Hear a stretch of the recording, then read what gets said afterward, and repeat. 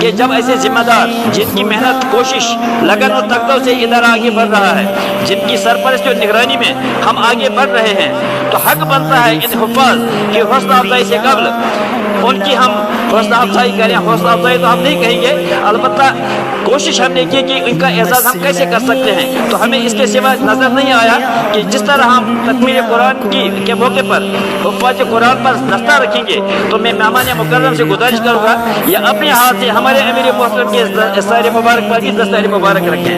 ہمیں انشاءاللہ اس سے خوشی ہوگی، حضرت کو اس کی حاجت نہیں لیکن ہمیں اس کی حاجت ہے۔ تو اپنے مہمان مکرم سے گزارش کروں گا کہ حضرت امیر صاحب کی دستار بندی فرمائیں، کیونکہ یہی ہماری اس ادارے کے سرپرست ہیں، روح روا ہیں، اور یہی اس ادارے کے سب کچھ ہے۔